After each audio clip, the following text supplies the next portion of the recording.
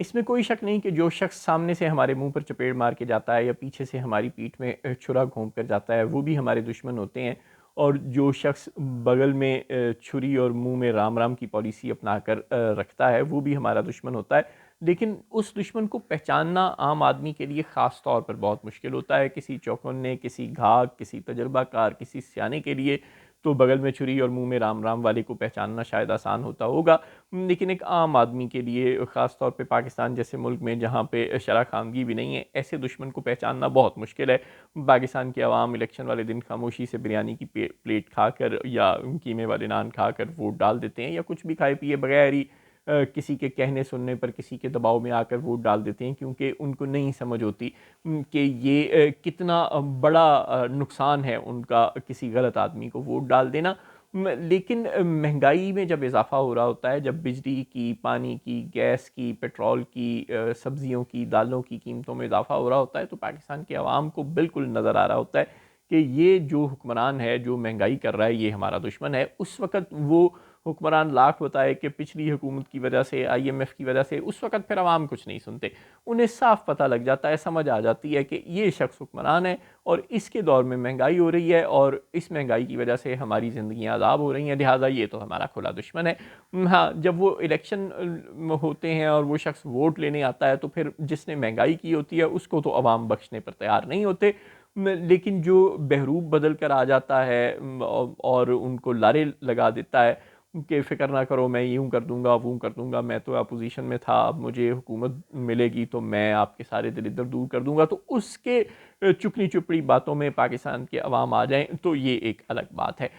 جو تحریک انصاف اور مولانا فضل الرحمان اور وکلاء باتیں کرتے ہیں احتجاج کی، وہ کہتے ہیں 26ویں آئینی ترمیم کی وجہ سے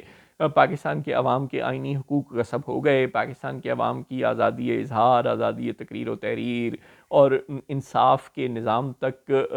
رسائی جو ہے وہ متاثر ہو گئی، پاکستان میں جوڈیشل سسٹم کمپرومائز ہو گیا۔ یہ باتیں بالکل درست ہیں، پاکستان میں مینڈیٹ چوری ہو گیا، اس لیے ہم نے حکومتوں کے خلاف احتجاج کرنا ہے، یہ باتیں بالکل درست ہیں، لیکن عوام کو اس کی یا تو سمجھ نہیں آتی یا پھر وہ ان مسائل سے اس طرح اپنے آپ کو ریلیٹ نہیں کر پاتے، کم تعلیم کی وجہ سے یا اپنے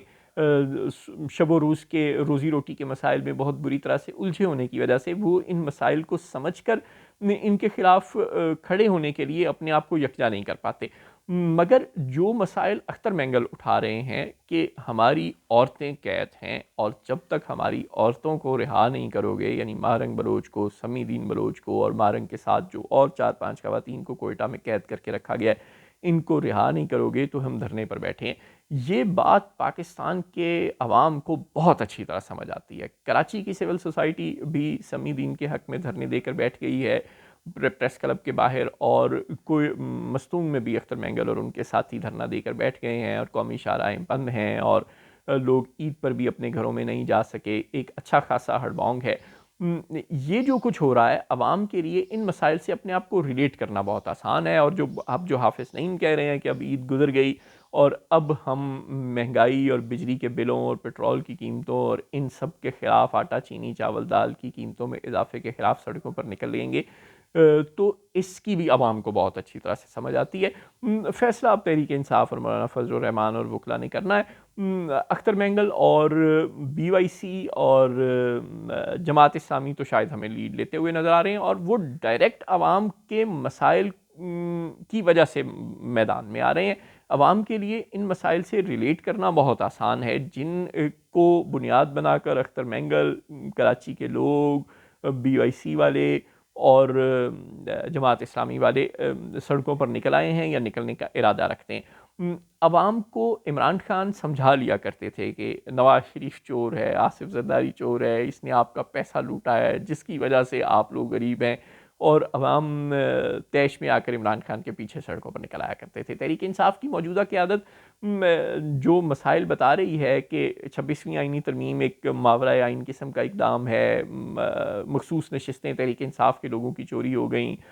تحریک انصاف کی لیڈران اور خواتین اور بہت سے لوگ سالوں سے قید میں ہیں، یہ باتیں اگر عمران خان خود جیل سے باہر ہوتے تو شاید وہ عوام کو بہت اچھی طرح سے سمجھا کر اور اشتعال دلا کر باہر نکالنے میں کامیاب ہو جاتے، لیکن تحریک انصاف کی اس وقت موجود قیادت آپس میں لڑنے میں مصروف ہے اور اس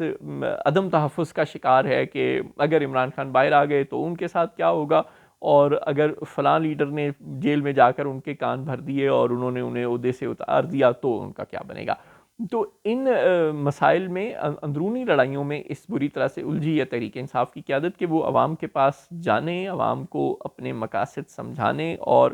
باہر نکالنے کی یا تو پوزیشن میں نہیں ہے یا اس میں اتنی انٹلیکچوئل اور پولیٹیکل کیپیسٹی نہیں ہے شاید کہ وہ لوگوں کو سمجھا سکے اور سڑکوں پر نکال سکے۔ ہاں، اگر آپ میں اپنی صلاحیت نہیں ہے، اپنے مطالبات جو آپ کی اپنی جماعت کے مطالبات ہیں، یعنی 26ویں آئینی ترمیم اور الیکشن مینڈیٹ کا چوری ہونا، مخصوص نشستوں کا چوری ہونا اور آپ کے جو اسیران ہیں ان کی رہائی، اگر آپ کو ان مسائل سے کی بنیاد پر عوام کو موٹیویٹ کر کے باہر نکالنے میں ناکام ہو رہے ہیں تو پھر آپ لوگ ایسے کریں کہ آپ اختر مینگل کے اور بی وائی سی کے اور جماعت اسلامی کے جہاز پر خاموشی سے چڑھ جائیں۔ جب آپ خود نااہل ہیں تو یہی کرتے ہیں نا۔ جب تحریک انصاف یا جے یو آئی والے سڑکوں پر نکلا کرتے تھے تو دوسری جماعتیں اپنے وفود ہی خاموشی سے بھیج دیا کرتی تھی نا۔ پی ڈی ایم کے احتجاجوں کے زمانے میں مولانا فضل الرحمان سڑکوں پر اپنے بڑے بڑے جلوس لے کر آیا کرتے تھے، اور ایم کیو ایم والے اور جماعت اور مسلم لیگ والے اور پیپلز پارٹی والے اپنے دو دو لیڈران پر مبنی وفود بھیج دیا کرتے تھے اپنی علامتی شرکت کو یقینی بنانے کے لیے، اور یوں کہا جاتا تھا کہ پوری پی ڈی ایم کا جلسہ ہے، اور ظاہر ہے وہ ہوتا صرف فضل الرحمان صاحب کا ہی جلسہ تھا۔ نہیں، اگر آپ میں اپنے اپنے ووٹرز کو باہر نکالنے کی صلاحیت نہیں ہے، آپ نہیں سمجھا پا رہے تحریک انصاف والے لوگ اپنے ووٹروں کو کہ اس وقت یہ جو 26ویں ترمیم اور 9 مئی پر جوڈیشل کمیشن کا قیام وغیرہ وغیرہ جو ہمارے مطالبات ہیں وہ بھی اہم اور اچھے مطالبات ہیں، اور عوام آپ کے ان مطالبات کے ساتھ ریلیٹ نہیں کر پا رہے، تو کوئی بات نہیں، آپ اگر احتجاج کرنا اور اس حکومت کو ٹف ٹائم دینا چاہتے ہیں تو جماعت اسلامی کے جہاز پر چڑھ جائیں اور کہیں کہ بجلی کے بلوں کے خلاف ہم بھی احتجاج کرتے ہیں، پیٹرول کے خلاف ہم بھی احتجاج کرتے ہیں، چینی کی قیمتوں میں اضافے کے خلاف ہم بھی احتجاج کرتے ہیں، اپنی عورتوں کے قید ہونے کے خلاف ہم بھی احتجاج کرتے ہیں۔ یقین کریں آپ کے ووٹرز کو یہ بات بہت اچھی طرح سے اور بہت آسانی سے سمجھ آ جائے گی، اور یہ سمجھانا مشکل بھی نہیں ہے، اور وہ فوری طور پر آپ کے ساتھ احتجاج پر تیار ہو جائیں گے، کم تعداد میں ہوں یا زیادہ تعداد میں ہوں، یہ تو آپ کی محنت پر ڈیپینڈ کرتا ہے۔ لیکن بہرحال اگر آپ اپنے جماعت کے مطالبات کے ساتھ خود کو زیادہ اچھی طرح ریلیٹ نہیں کر پا رہے اور عوام کو چارج نہیں کر پا رہے، تو جو مطالبات اختر مینگل اور بی وائی سی اور سول سوسائٹی آپ کے سامنے رکھ رہی ہے، پھر انہی کو آپ بھی استعمال کر لیں۔